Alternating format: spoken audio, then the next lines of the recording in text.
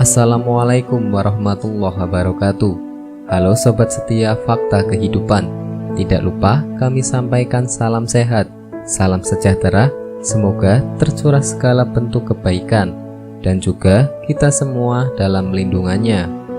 Seperti biasa, kita akan berbagi kisah dari yang unik, menarik sampai bikin nangis. Mari kita simak kisahnya.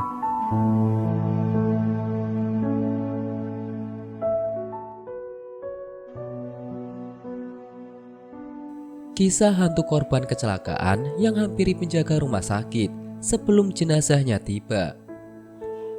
Makhluk gaib tak dimungkiri hadir dan berdampingan dengan manusia.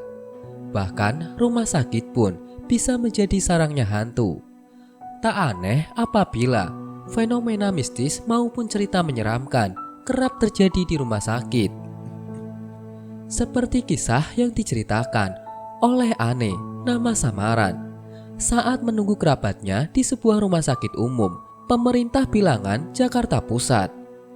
Kejadian ini sudah lama terjadi, yakni sekitar tahun 90-an. Kala itu, kerabat Ane masuk rumah sakit dan harus diopnam untuk mendapatkan perawatan medis. Alhasil, ia harus menjaga saudaranya tersebut yang bernama Sini. Malam itu, situasi layaknya rumah sakit pada umumnya. Rumah sakit tersebut cukup besar sehingga banyak perawat dan anggota keluarga pasien yang warawiri. Tidak ada perasaan negatif atau buruk sejak awal datang ke rumah sakit ini. Semakin malam, suasana di rumah sakit ini semakin mencekam. Pasalnya, orang-orang sudah semakin sepi dan hanya tersisa beberapa perawat saja yang berlalu lalang. Tak lama dari itu, datanglah suara ranjang yang didorong oleh beberapa suster. Penasaran dengan suara tersebut, Ane pun keluar dan melihat ke arah luar.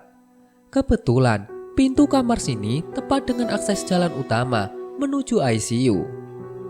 Ternyata, pasien yang didorong menggunakan ranjang tersebut telah meninggal dunia dan sedang dibawa menuju kamar jenazah.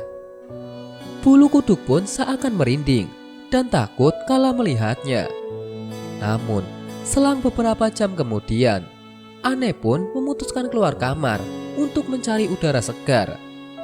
Kebetulan, Sini juga sudah tertidur, sehingga Ane memberanikan diri untuk berjalan keluar untuk menghilangkan penat. Setelah berjalan, mengikuti lorong yang tak seberapa jauh, Ane pun bertemu dengan seorang bapak-bapak yang sedang beristirahat sambil merokok. Penasaran dengan rumah sakit tersebut, Ane pun mulai berbincang dengan bapak-bapak tersebut. Bapak tersebut belum begitu tua, kira-kira usianya masih 40 tahunan pada waktu itu. Sebut saja Wahidin. Kepada Ane ia mengaku sebagai petugas kamar mayat. Hari itu ia kebagian tugas untuk piket malam dan standby untuk menangani jenazah yang datang. Di tempat ini memang seram buat yang nggak biasa. Semua korban jenazah yang ditemukan di Jakarta hampir semuanya dibawa ke rumah sakit ini, baik untuk dibersihkan atau diotopsi. Tutur Ane menirukan percakapan Wahidin kepada Okeson baru-baru ini. Tentunya pernyataan Wahidin bukanlah sebuah hal yang aneh dan dapat diterima oleh nalar. Pasalnya, rumah sakit ini merupakan rumah sakit pemerintah yang sangat besar dan menjadi andalan di kota Jakarta. Lebih lanjut, Wahidin pun menceritakan pengalaman mistisnya kepada Ane. Wahidin mengaku pernah didatangi oleh 3 remaja perempuan yang cantik-cantik saat bertugas malam hari. Kala itu, ia sedang beristirahat dan tiba-tiba dihampiri oleh remaja tersebut.